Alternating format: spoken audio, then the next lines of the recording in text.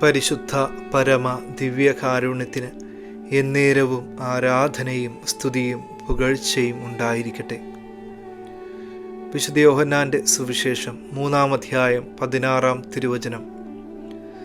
എന്തെന്നാൽ അവനിൽ വിശ്വസിക്കുന്ന ഏവനും നശിച്ചു പോകാതെ നിത്യജീവൻ പ്രാപിക്കുന്നതിനു വേണ്ടി തൻ്റെ ഏകജാതനെ നൽകുവാൻ തക്കവിധം ദൈവം ലോകത്തെ അത്രമാത്രം സ്നേഹിച്ചു.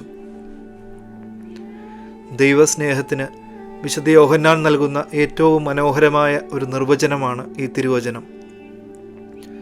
വിശുദ്ധ ബർണാഡ് പറയുന്നു, ആർക്കും പരാജയപ്പെടുത്തുവാൻ സാധിക്കാത്ത ദൈവം നമ്മോടുള്ള സ്നേഹത്താൽ സ്വയം പരാജിതനായെന്ന്. ദൈവപിതാവ് നമ്മുടെ ഓരോരുത്തരുടെയും രക്ഷയ്ക്കു വേണ്ടി തൻ്റെ ഏകജാതനായ ഈശോയെ ഈ ലോകത്തിലേക്ക് അയക്കുവാൻ തക്കവിധത്തിലാണ് നമ്മളെ ഓരോരുത്തരെയും സ്നേഹിച്ചത്. ഒരുവൻ പോലും നഷ്ടപ്പെട്ടു പോകരുത് എന്നുള്ള നിർബന്ധം കർത്താവിനുണ്ട്. നമ്മുടെയും ആത്മരക്ഷയ്ക്കു വേണ്ടി ഈശോ ഇന്നും നമുക്കായി അധ്വാനിക്കുന്നുണ്ട് എന്നോർക്കുക.